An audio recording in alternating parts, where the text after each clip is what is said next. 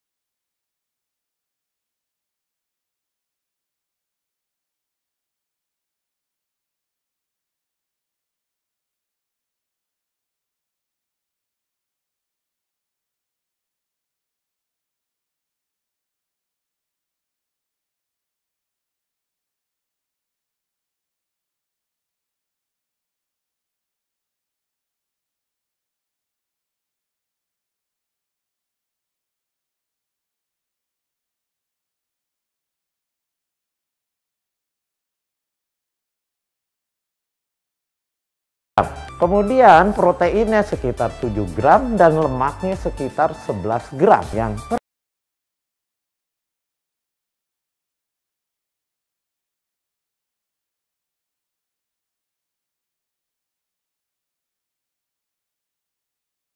sehat.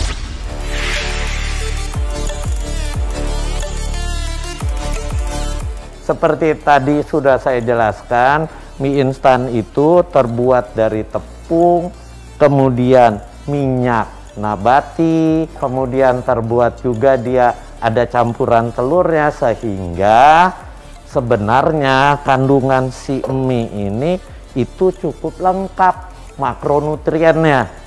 Makronutrien itu zat gizi yang utama. Ada karbohidrat, ada proteinnya, dan ada lemaknya. Karbohidratnya memang memenuhi sebagian besar dari si mie instan ini. Jadi kalau kita ambil mie rebus itu sekitar satu bungkus 300 kalori. 300 kalori itu tersusun dari karbohidrat sekitar si mie ini yang utama banyak mengandung karbohidrat. Karbohidratnya sekitar 40 sampai 46 gram. Nah, kegunaannya apa? Kegunaannya sudah tentu kegunaan dari karbohidrat. Apa itu? Sebagai sumber energi. Sumber energi, sumber tenaga. Anda mau aktivitas, Anda punya sumber tenaga buat bergerak. Ya, kemudian dia juga mengandung lemak. Hati-hati nih. 11 gram di mana 6 gramnya lemak jenuh. Nah, lemak jenuh ini yang kurang sehat bagi tubuh kita. Kemudian dia juga mengandung apa? Ini mie mengandung vitamin. Vitamin apa? Vitamin B1, B6, asam folat. Cukup lengkap vitaminnya. Tetapi ada satu yang harus diperhatikan. Apa? Dia tinggi kandungan natrium atau garam. Ini yang harus kita hati-hati. Kenapa? Karena untuk membuat mie ini supaya rasanya enak, itu dicampur dengan MSG. Sudah dicampur dengan penyedap, pada waktu mau dimakan kan direbus, diangkat, dicampur dengan bumbunya. Bumbunya juga mengandung MSG, juga mengandung garam. Yang bahaya apa? Yang bahaya MSG dan garam itu mengandung yang namanya natrium. Natrium ini yang tinggi di dalam mie instan. Alasan terburu-buru membuat sebagian orang melupakan sarapan. Namun ada juga yang memilih sarapan dengan mie instan lantaran praktis dalam pembuatannya. Lantas apa ya efek yang ditimbulkan jika mengonsumsi mie instan secara berlebihan? Ini mie komposisinya kan, setiap makanan itu tergantung komposisi.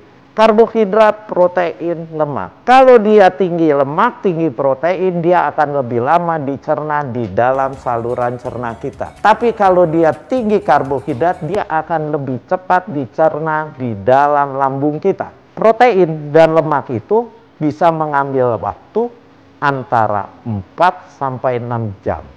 Kalau karbohidrat itu lebih cepat.